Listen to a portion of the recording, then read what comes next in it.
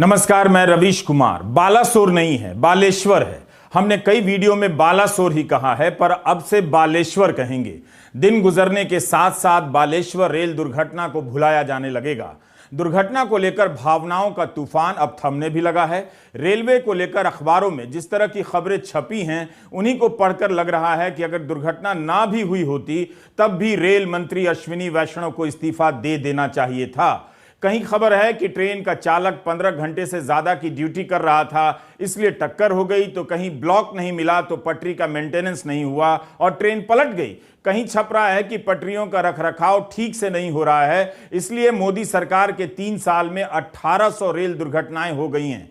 यहां तक कि पटरियों का निरीक्षण तक में भी कमी आई है। रेलवे में नीचे के स्तर पर लाखों पद खाली बताए जा रहे हैं। रेलवे जर्जर नजर आ रही है और मंत्री की डिग्री की चर्चा हो रही है। जब काम इतना औसत हो तो फिर वाहवाही से पहले सोच लेना चाहिए।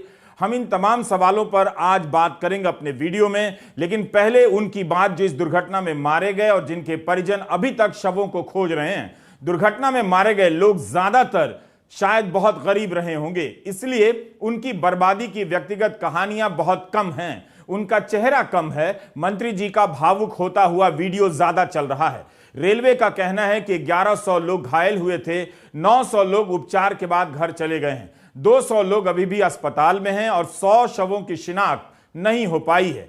न्यूज लॉन्ड्री के लिए बसंत कुमार ने रिपोर्ट की है। इसमें कोरोमंडल एक्सप्रेस के एक यात्री वृंदावन बारिक का बयान छपा है, जो कह रहे हैं कि मेरे कोच में कोई 200 लोग थे और केवल 5 या 6 ही जिंदा बाहर आ पाए हैं। 90% लोग मर गए हैं। वे कोरोमंडल के S2 कोच में सफर कर रहे थे। बारिक कहते हैं कि जनरल डिब्बा लोगों से भरा हुआ था, खास तौर पर 2 डिब्बों के बीच की जगह में भी लोग भरे हुए थे। S2 और S3 के बीच इतनी भीड़ थी कि आप चढ़ नहीं सकते। डिब्बों के बीच वाली जगह में बैठे लोग सबसे पहले मारे गए और बड़ी संख्या में मारे गए हैं। 73 लोगों के डिब्बे में 200 लोग सवार थे। शेन्मय चक्रवर्ती की रिपोर्ट टेलीग्राफ में है कि बंगाल सरकार ने ओडिशा सरकार से कहा है कि जिन शवों की शिनाख्त नहीं हो पा रही है, उनकी डीएनए जांच कराई जाए। डीएनए टेस्ट नहीं होगा तो परिजनों को रेलवे से मुआवजा भी नहीं मिलेगा। बंगाल के बीरभूम जिले के शोंतो शेख का पता ही नहीं चल पा रहा है। उनके परिवार ने सारी कोशिशें करके देख ली हैं।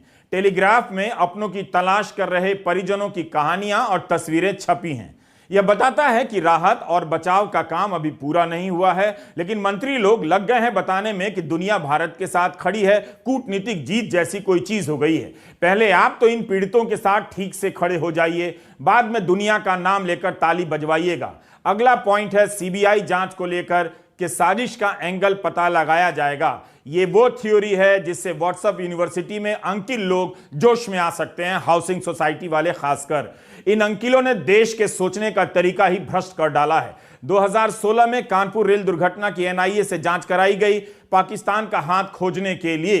कई साल तक तो जांच ही होती रही। कांग्रेस अध्यक्ष और पूर्व रेल मंत्री मल्लिकार्जुन खड़गे ने प्रधानमंत्री को पत्र लिखकर याद दिलाया है कि 2016 में कानपुर रेल दुर्घटना में 150 लोग मारे गए थे और प्रधानमंत्री ने ही साजिश की बात कही गई, एनआईए को जांच सौंप दी गई। उन्होंने सीबीआई को जांच सौंपने के फैसले पर यह कहते हुए सवाल उठाया है कि सीबीआई आपराधिक मामलों की जांच करती है, रेलवे दुर्घटनाओं की नहीं। खड़गे ने पत्र में लिखा है कि 1 साल बाद यानी 2018 में एनआईए ने जांच बंद कर दी और चार्जशीट तक फाइल नहीं की। आज सवाल यह कि सीबीआई का काम क्या है, एनआईए का काम क्या है। 7 साल पहले आपने एनआईए को 2 जांचें दी थी, आज तक चार्जशीट नहीं दाखिल हो पाई। तो क्या उन परिजनों को पूछने का हक है कि यह सरकार की विफलताओं के कारण हुआ, दोष कहीं और क्यों मढ़ा जा रहा है? और एक बात और है, ऐसी उत्कृष्ट एजेंसीज को जब आप इस तरह की जांच देते हैं जिनमें उनकी कोई टेक्निकल एक्सपर्टीज नहीं है, तो आप कहीं ना कहीं उनके ऊपर भी एक सवालिया निशान लगवाने की कोशिश करते हैं। सबको लगता है एनआईए क्यों? एनआईए का काम है टेरर को इन्वेस्टिगेट करना।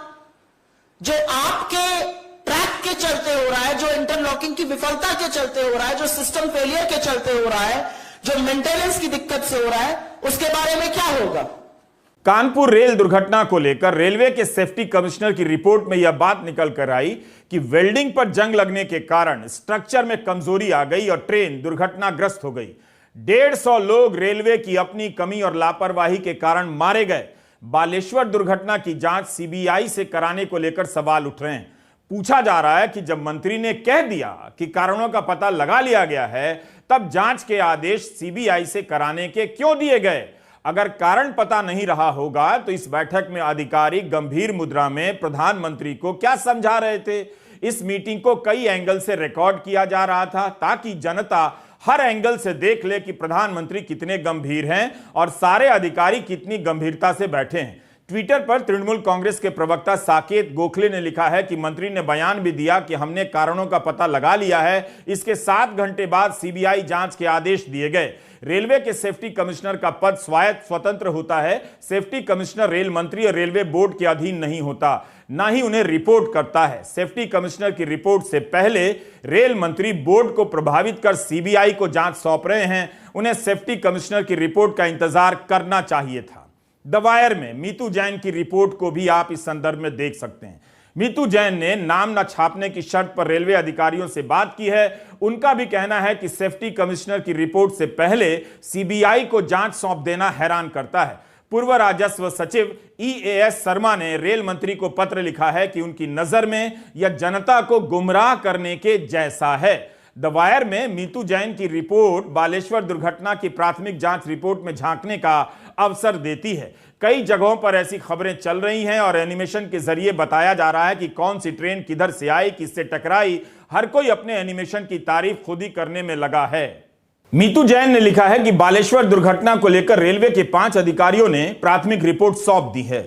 सबने खराब सिग्नल सिस्टम को दोषी माना है। 5 में से केवल 1 अधिकारी ने इशारा किया है कि कारणों के सबूत मिटाने की कोशिश लगती है। इस नोट को द वायर ने देखा है, जिस पर सीनियर सेक्शन इंजीनियर AK महंत का नोट है। यह डिसेंट नोट यानी बाकी 4 से असहमति का नोट है। यह नोट हाथ से लिखा हुआ है। मीतू जैन की इस रिपोर्ट में इंजीनियर ने अपने नोट में यही कहा है कि स्विच इस तरह से सेट किया गया था कि कोरोमंडल को लूप लाइन पर नहीं आना था, सीधे निकल जाना था। लूप लाइन पर जाने से दुर्घटना हुई। द वायर ने लिखा है कि हो सकता है कि दुर्घटना के बाद स्विच वापस अपनी जगह पर कर दी गई हो।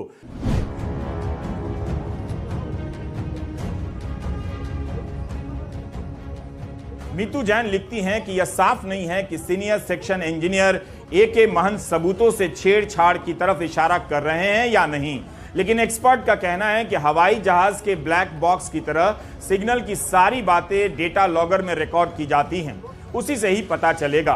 प्राथमिक रिपोर्ट है कि मेन लाइन के लिए सिग्नल दिया गया और हटा लिया गया, लेकिन ट्रेन लूप लाइन में चली गई और मालगाड़ी से टकरा गई।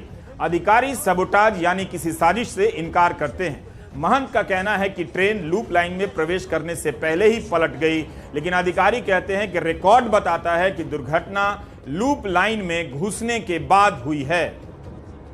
देखिए, जो प्रिलिमिनरी रिपोर्ट है उसमें ये क्लियर लिखा हुआ है कि जो ट्रेन है उसे लूप लाइन में जाना था और इस पे जो सिग्नेचर है उस पे AK महांता का भी है।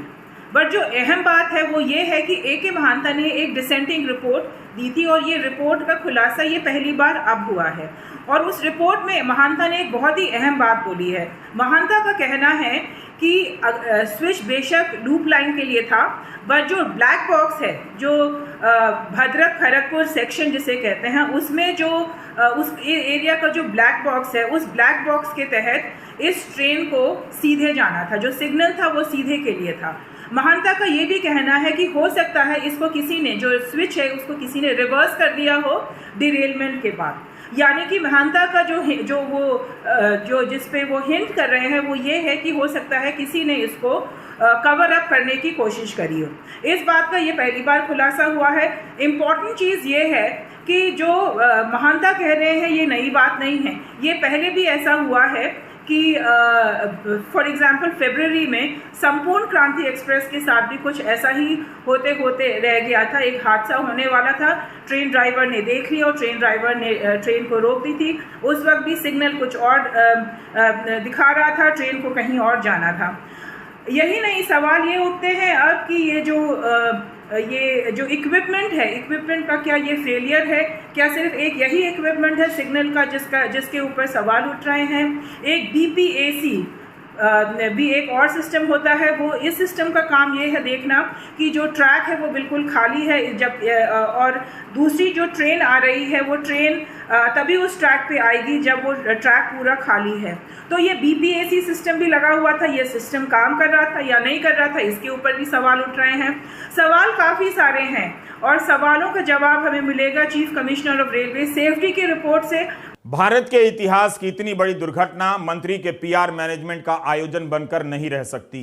कई जगहों पर खबरें छपी हैं कि रेलवे में 3 लाख से ज्यादा पद खाली हैं, लेकिन इन्हें खाली क्यों रखा गया? क्या इसे समझना इतना मुश्किल है? क्या रेलवे में लोग कम हैं और उसका असर काम पर पड़ रहा है? मीडिया की कई रिपोर्ट इस ओर इशारा कर रही है। दैनिक भास्कर में यह खबर छपी है, 19 अप्रैल 2023 की है। इस हादसे में लोको पायलट राजेश प्रसाद गुप्ता की मौत हो गई। राजेश प्रसाद 15 घंटे से लगातार ड्यूटी पर थे।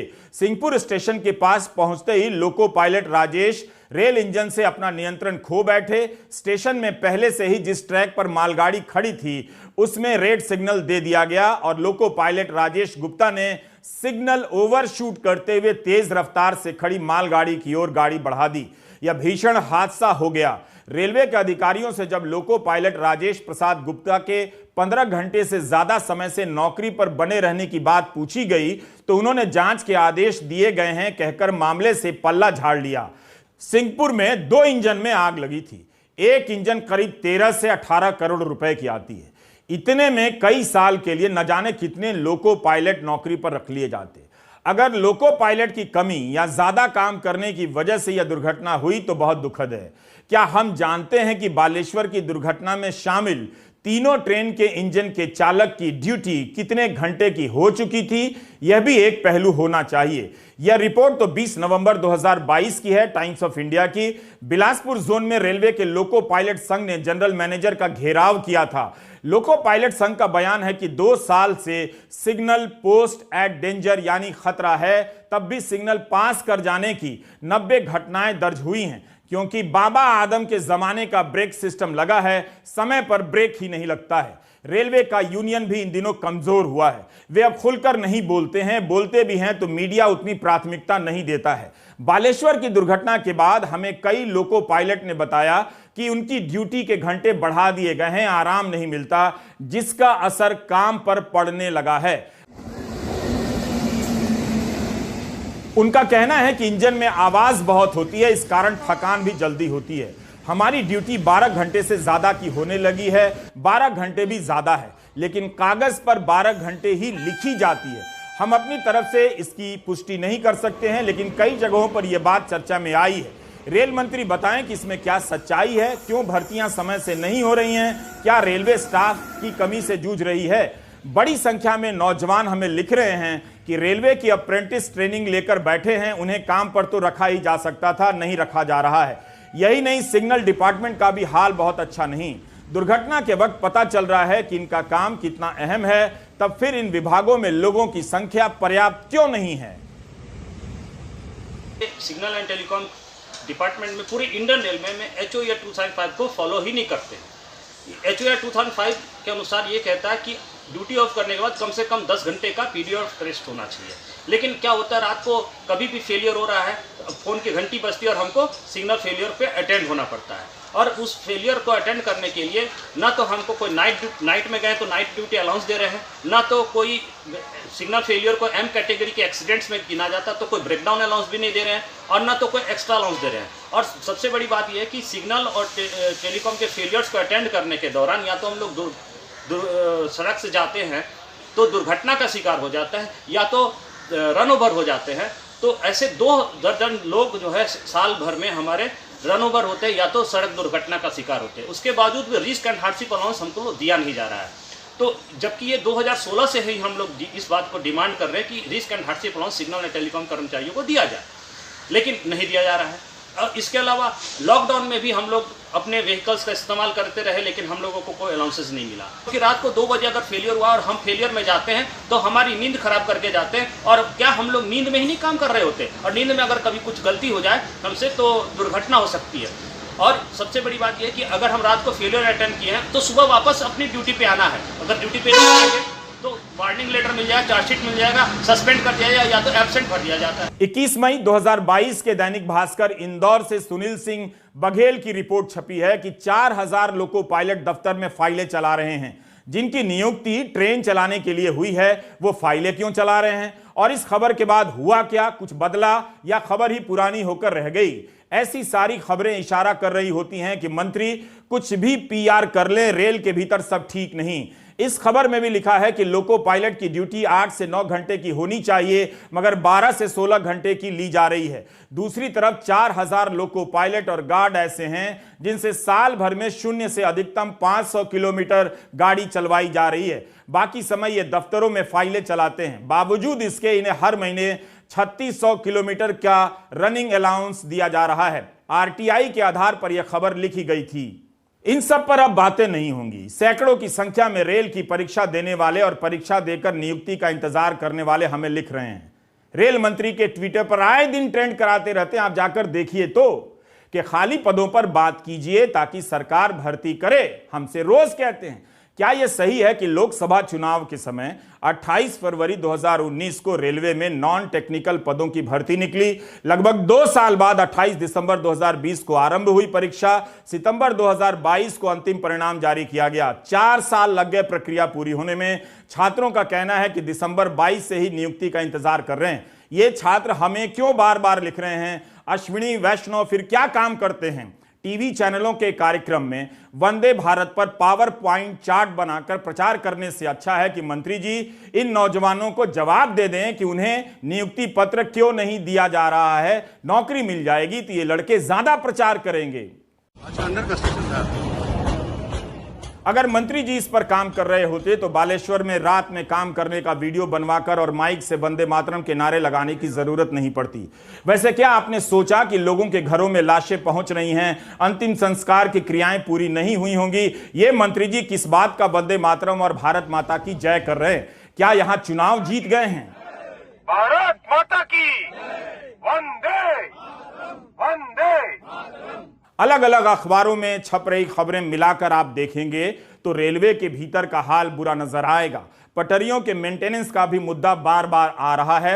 ऐसा पढ़ने को मिल रहा है कि पटरियों को ठीक करने के लिए समय नहीं दिया जाता है, जिसे ब्लॉक सिस्टम कहते हैं। रिस्क लेकर गाड़ियों को पास कराया जा रहा है।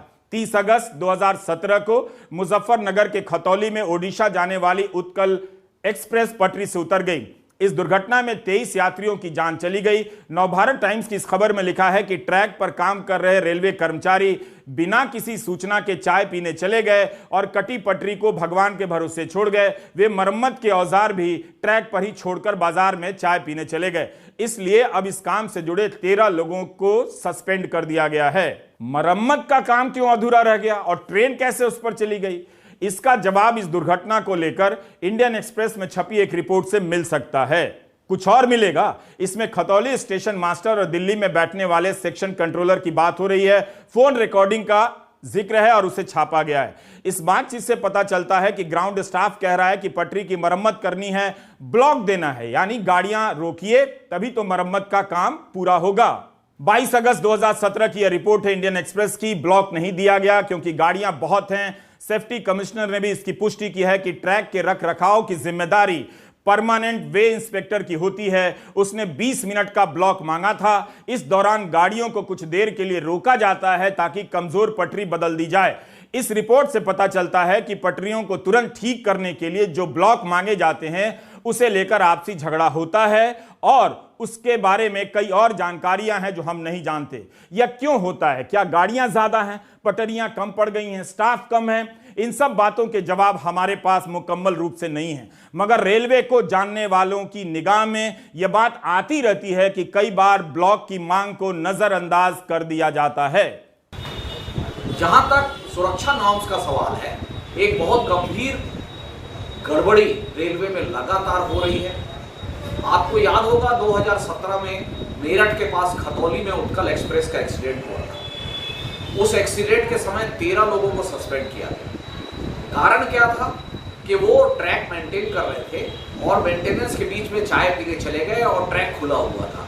उसी समय ट्रेन आई और गिर गई और बहुत से लोग मारे गए।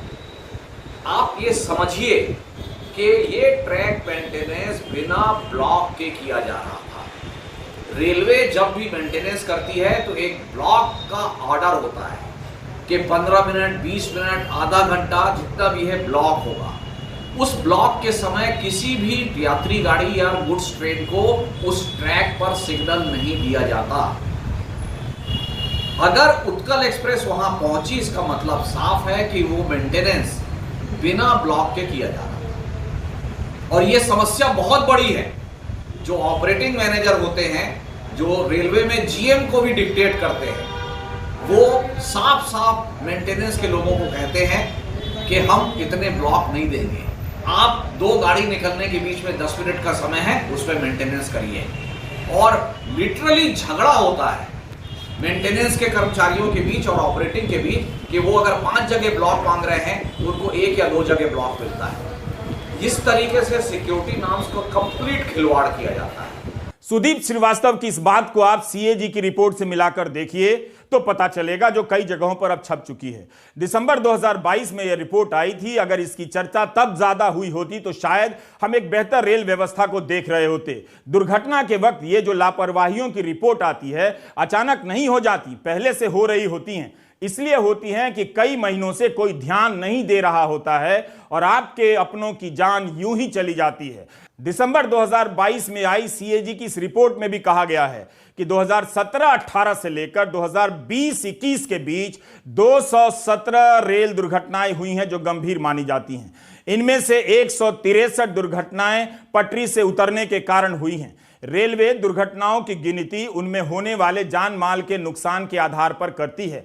जान माल के नुकसान वाली दुर्घटनाओं की संख्या 217 थी, लेकिन सामान्य दुर्घटनाओं की संख्या हैरान करने वाली है। इनकी संख्या 1800 है। इस रिपोर्ट में कहा गया है कि गाड़ियां पटरी से इसलिए उतर जा रही हैं या पलट जा रही हैं क्योंकि पटरियों के रखरखाव पर ध्यान नहीं दिया जा रहा है। यही नहीं, ट्रैक के नवीनीकरण के लिए जो फंड दिया जाता है वो कम होता जा रहा है और जो दिया जाता है उनका भी इस्तेमाल नहीं होता है। यह रिपोर्ट बहुत खतरनाक हालात की तरफ इशारा करती है। रेलवे में 68% दुर्घटनाएं डिरेलमेंट की वजह से हो रही हैं क्योंकि पटरियों का रखरखाव ठीक नहीं होता है।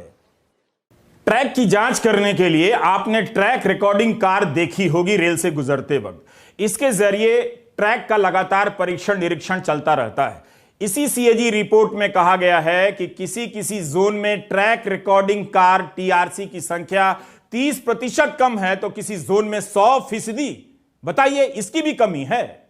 सीएजी की रिपोर्ट में लिखा है कि एक जांच रिपोर्ट में पाया गया है कि फरवरी 2019 में सीमांचल एक्सप्रेस डिरेल हो गई क्योंकि ट्रैक रिकॉर्डिंग कार से पटरी का परीक्षण 4 महीने से नहीं हुआ था। बालेश्वर की दुर्घटना खड़गपुर रेलवे डिवीजन में आती है जो दक्षिण पूर्वी जोन में है। इस जोन के बारे में सीएजी ने लिखा है कि 2017 से 21 के बीच ट्रैक के निरीक्षण में काफी कमी देखी गई है। कई ग्रुप में तो 83% तक की कमी है।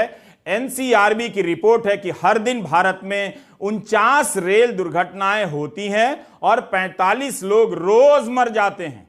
मोदी सरकार के पहले दौर में जयंत सिन्हा वित्त राज्य मंत्री थे, हार्वर्ड से पढ़कर आए।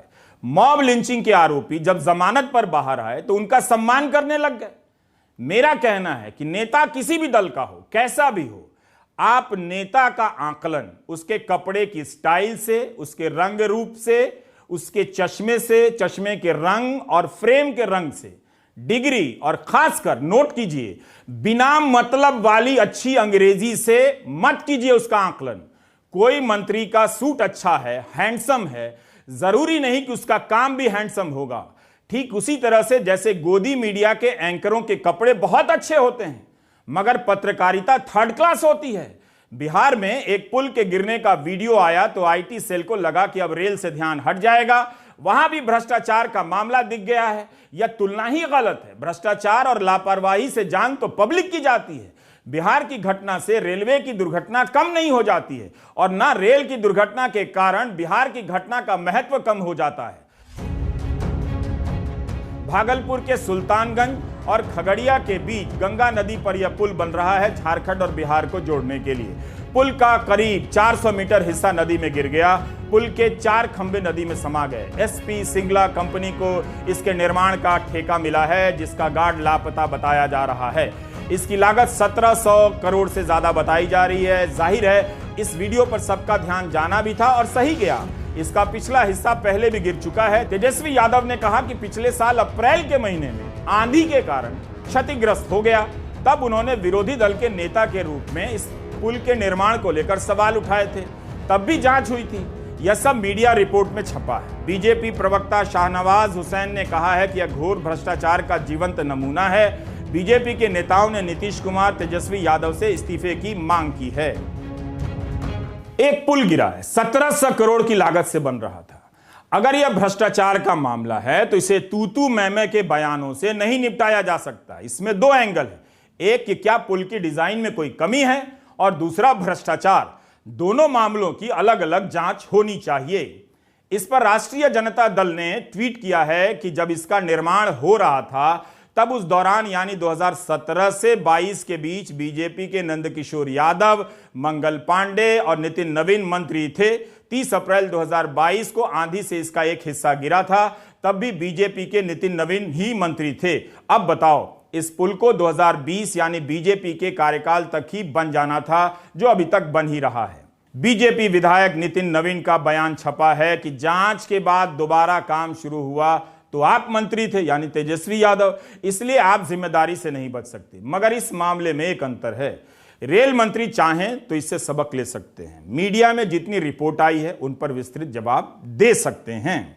ठीक उसी तरह से जिस तरह से पुल गिरने के बाद उप मुख्यमंत्री तेजस्वी यादव प्रेस के साथ अपनी रिपोर्ट लेकर आ गए और सवालों का जवाब दिया, या फिर मुख्यमंत्री नीतीश कुमार ने माइक को देखकर बात करने से मना नहीं किया बल्कि इस पर जवाब दिया। बालेश्वर रेल दुर्घटना स्थल पर मीडिया प्रधानमंत्री से पूछता रह गया, उन्होंने कोई जवाब नहीं दिया।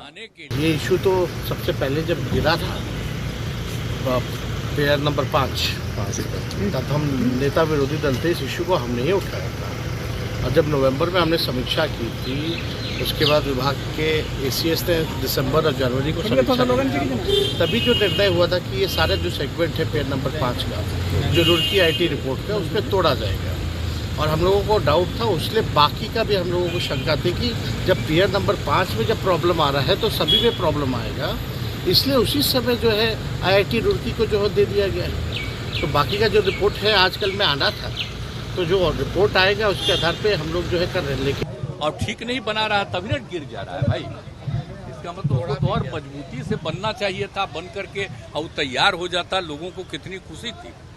हम कितना पहले जा करके एक एक चीज को देख करके कराए हुए, लेकिन जो नहीं हुआ हमको बड़ी तकलीफ है। एसपी सिंगला कंस्ट्रक्शन कंपनी को कारण बताओ नोटिस दे दिया गया है। खगड़िया के कार्यकारी अभियंता निलंबित कर दिए गए हैं।